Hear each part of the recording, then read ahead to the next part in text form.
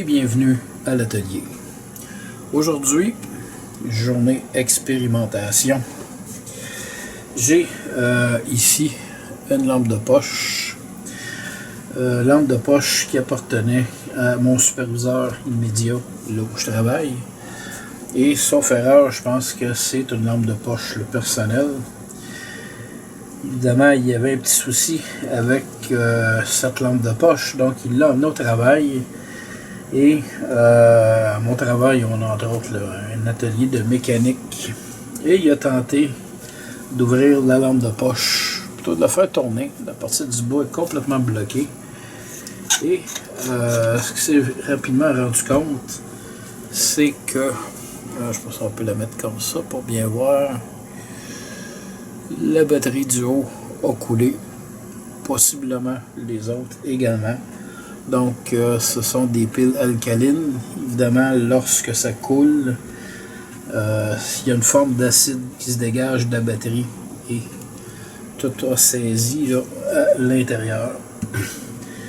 Alors, comme je répare souvent des trucs, mon superviseur est venu me voir en me disant « Bon, ben regarde, moi je suis pas capable de rien faire avec.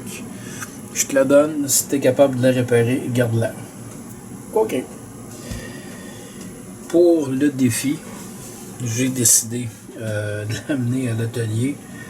Et c'est la première fois que je vais tenter, du moins, de débloquer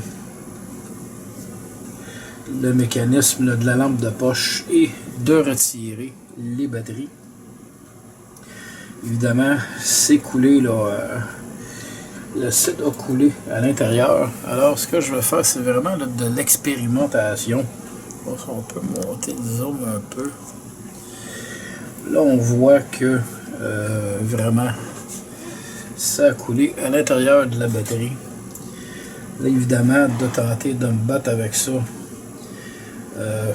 je risque de causer plus de dommages qu'autre chose. Alors, on va expérimenter un truc. J'ai ici du WD-40 liquide, donc que j'ai déjà utilisé là. Ouais, ça sent bel et bien le WD-40 que j'ai utilisé là à d'autres fins.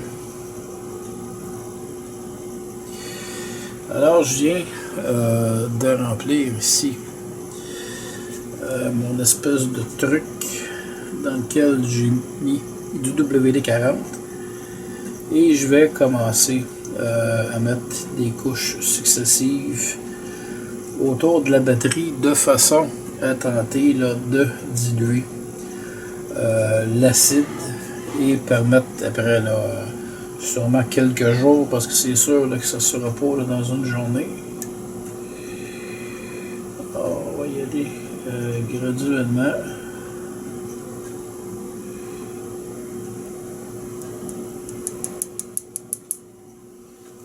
Bon, dans la partie du bas, je pense qu'également on va avoir besoin d'un peu là, de WD-40. La particularité du WD-40, pour ceux qui ne le savent pas, évidemment ça sert d'huile pénétrante, mais ça peut également être utilisé dans des boîtes de circuits électriques. Là, il faut se comprendre, il faut que le boîtier ne soit pas sous tension. On peut envoyer du WD-40 à l'intérieur et une fois que le produit est séché, ça va protéger l'ensemble du circuit contre l'humidité. On utilisait également, lorsque j'étais plus jeune, le WD-40. Pour ceux qui ont connu là, les voitures avec les systèmes là, de distribution, là, ce qu'on appelait le cap distributeur, souvent l'hiver il y avait des problèmes parce qu'il y avait beaucoup d'humidité à l'intérieur de cette pièce-là. Alors, on vaporisait du WD-40, on laissait sécher, on réinstallait sur la voiture et généralement ça fonctionnait bien pendant un certain moment. Alors, question, ok, ici, on va le laisser au fond. Cette partie-là, ce que ça a l'air, c'est également saisi. Peut-être pas. Donc le mécanisme ici a l'air de fonctionner. je vais juste remettre, question là, de camoufler un peu l'odeur, remettre le capuchon par-dessus la lampe de poche. Je vais laisser ça travailler quelques heures. Je vais vérifier si le WD-40 a commencé là, à glisser entre la batterie et la lampe de poche elle-même. Évidemment, c'est un traitement là, que je vais faire sous plusieurs jours. Et si ça ne fonctionne pas de cette façon-là, à ce moment-là, on prendra des moyens un petit peu plus costauds pour sortir les batteries de là. À la limite, je couperai tout simplement la lampe de poche. Question de faire une autopsie, si on veut, sur l'appareil, parce que là, c'est vraiment là, de l'expérimentation. Alors, on va laisser travailler le WD-40 et en cours de journée, je vais vérifier si c'est descendu et si nécessaire, je vais y mettre une autre couche. Entre-temps, je vais vérifier sur Internet s'il n'y a pas un produit spécifique qui peut vraiment là, aider dans des situations comme celle-ci. Alors, on se revoit dans quelques jours pour mesurer là, les résultats. Alors, 5 jours plus tard, le WD-40 pardon, a descendu. J'en ai mis, je pense, à 3 reprises. Évidemment, la batterie n'a toujours pas bougé. Alors aujourd'hui, je vais prendre des moyens un petit peu plus costauds pour tenter là, de la sortir de là. Alors ce que je vais faire, c'est commencer par percer un trou dans la batterie. Et je vais me fabriquer là, une espèce d'outil avec ici. C'est une pièce qui va sur une tondeuse. C'est pour tenir la lame. Donc ça a un certain poids et à l'aide de la vis que je vais introduire, je vais tout simplement me servir de l'outil pour tirer la batterie vers le haut en espérant que ça fonctionne. Alors je vais percer mon trou et je reviens. Mon trou est percé et disons que j'ai frappé mon air, comme on dit, parce que dans la batterie, parce que vous voyez bien ici, j'ai trouvé un clou de planter dans la batterie. Je ne sais pas si on a tenté de la retirer avec un clou, mais c'est une surface qui est complètement lisse. Donc évidemment, ça n'a aucun mordant. Alors, ce que je me suis fabriqué, on voit déjà que la batterie a bougé un peu. Donc, j'ai vissé une grosse vis à l'intérieur de la batterie. Évidemment, je n'ai pas assez de jeu ici pour pouvoir la retirer. Par contre, on peut le voir ici. Ouais, ça s'en vient.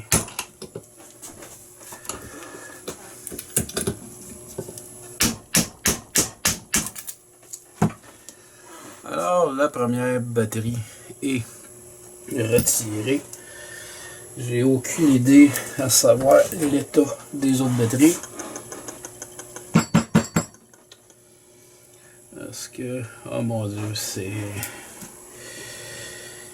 dans le mais très coulé. Alors, on va tenter de les retirer. Évidemment, ici, là, la batterie est également là, trempée au WD-40. 2022, ouais, ça ne se rendra pas jusque-là. Alors, je vais dévisser mon truc et tenter d'aller chercher l'autre batterie. Alors, deuxième tentative ratée, mais ce que je remarque à l'intérieur, c'est qu'il y a excessivement d'acide sur la paroi intérieure. Donc évidemment, ça bloque le passage de la seconde batterie. Alors je vais tenter de passer une petite brosse comme celle-ci à l'intérieur du cylindre de façon à la retirer le plus possible l'acide qui est sec. Parce que ça fait longtemps, je pense que ça a coulé là. Même de tenter là, de le gratter avec un tournevis, là, ça ne lève pas. Alors, je vais tenter là, avec la brosse de nettoyer le plus possible.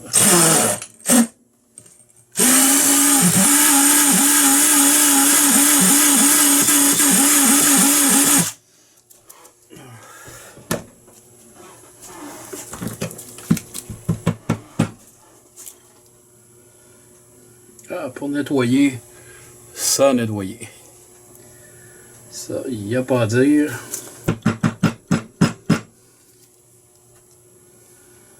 Alors, on va faire un deuxième essai, quoique la paroi est pas mal moins glissante maintenant.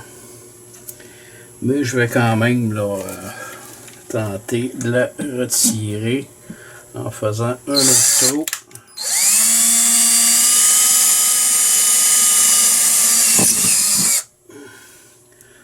Tant qu'à faire, on va en faire un deuxième tout de suite.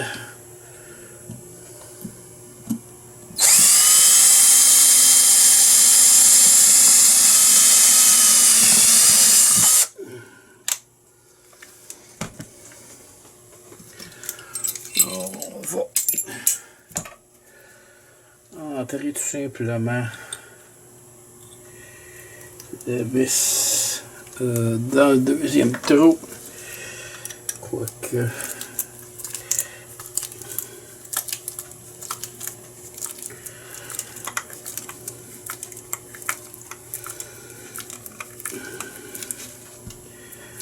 dans cette valeur, j'ai des extracteurs, mais je sais pas si je pourrais. Non, j'aurais pas de prise là-dessus. À la limite, si ça tourne pas, je mettrais peut-être un extracteur à boulon. Juste question d'essayer de faire tourner la batterie. Ils sont déjà au stade où j'en suis. J'ai même pas de prise pour les pinces.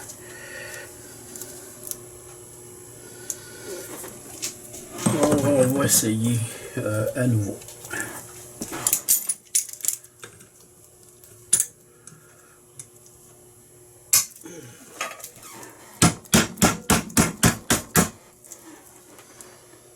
Est-ce que ça a bougé? Je ne sais pas.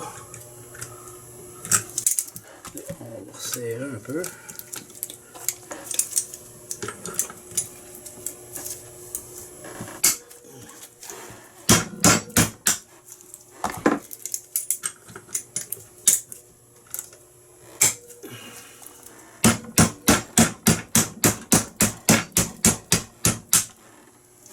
Pas du tout.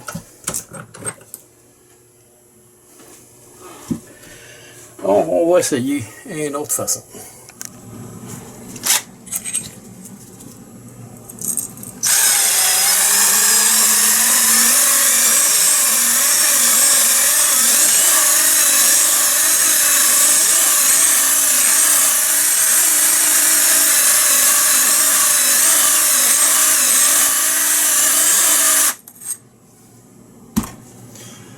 Et oui, j'ai réussi à passer au travers et je viens de nettoyer l'intérieur de l'habitacle qui contient les batteries. J'ai réussi à défaire le devant de la lampe de poche qui était également coincée, donc j'ai dû utiliser une espèce de vice grip avec une chaîne pour avoir une bonne prise et réussir à desserrer le devant. La troisième batterie n'avait pas coulé. Par contre, la deuxième, je ne sais pas si elle avait coulé aussi, ça semble pas, mais bon, j'ai dû là, la scraper, et celle-là, j'ai dû placer un morceau de métal à l'arrière de la batterie et frapper sur la batterie pour être capable de la sortir. Évidemment, ce qu'on voit ici, c'est des particules d'aluminium suite au brassage là, de l'intérieur de la lampe de poche. Maintenant que tout est retiré, de toute façon l'objectif c'était de sortir le truc. Je vais tenter dans les prochains jours de ramener cette lampe de poche à la vie. Évidemment, puisque j'ai mis là, beaucoup de WD-40, le circuit en est rempli. Alors je vais devoir faire tremper mes pièces dans un bain d'eau et de savon. Évidemment pour enlever l'huile, fait que je vais devoir là, faire plusieurs rinçages. Ensuite faire sécher le tout. Et une fois que le tout sera séché, on tentera de redonner vie là, à la lampe de poche. Évidemment, j'ai aucune idée si le mécanisme ici fonctionne. Il faut que je trouve une façon d'enlever ce mécanisme-là pour être capable de le nettoyer comme du monde. Alors, ça fera partie prochainement là, de la suite du vidéo. De toute façon, que je réussisse pas, c'est pas important. Ce qui m'intéressait, un, c'était le défi. Deux, c'est surtout l'aluminium que je vais réutiliser là, à d'autres fins.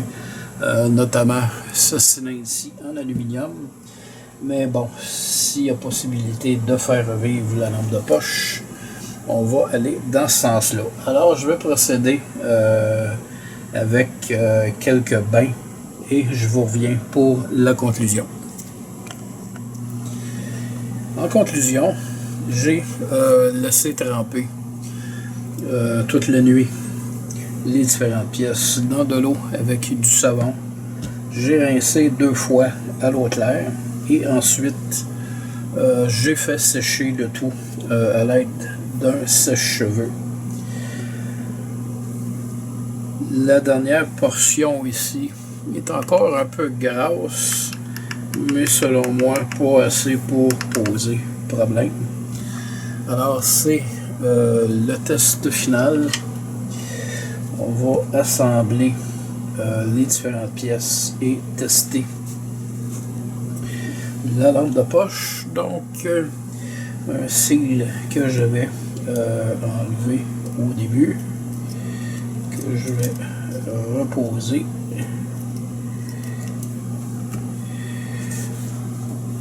Alors ici, avant, on va visser cette pièce-ci qui est en fait, on voit là, la petite pièce jaune qui est en fait là, la partie éclairante.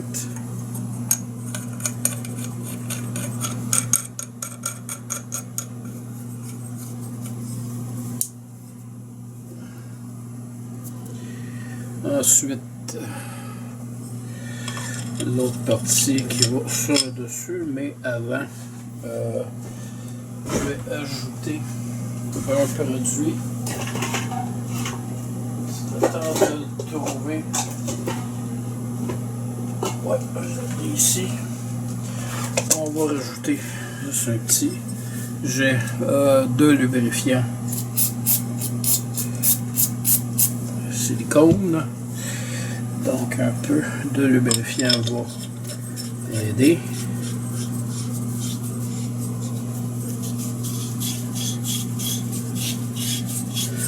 C'est une partie là, qui a été forcée. Ok. Maintenant, on va placer les batteries à l'intérieur. On va ici le tout. Côté esthétique, j'ai rajouté ici une espèce là, de tape mât, donc qui glisse pas. On va rajouter la capote. J'ai l'impression qu'il faudrait que je le pose avant. Le passer comme ça par-dessus. Ouais.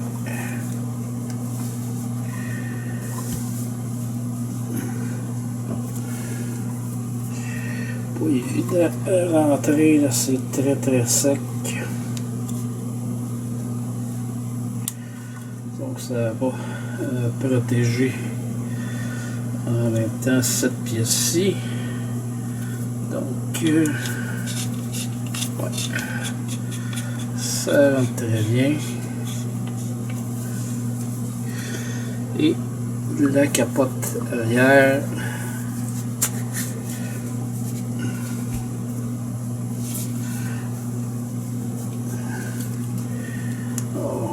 Un peu là-dessus. Alors, notre lampe de poche est assemblée. Est-ce que ça fonctionne? Oh, je pense que oui.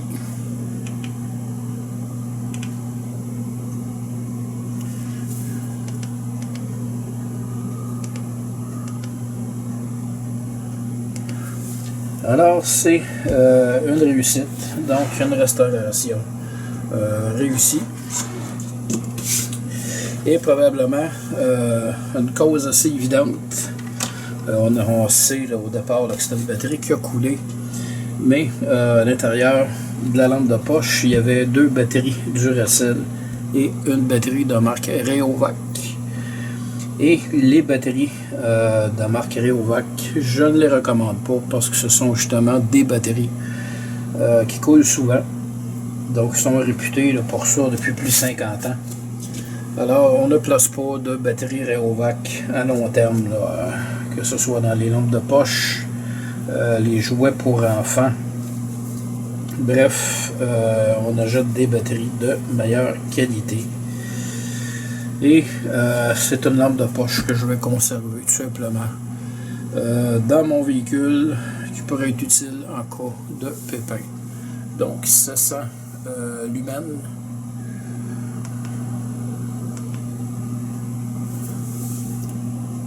Appel d'urgence en cas d'accident. Ça peut toujours servir. Alors, j'espère que vous avez aimé cette vidéo. Je vous dis merci et à la prochaine.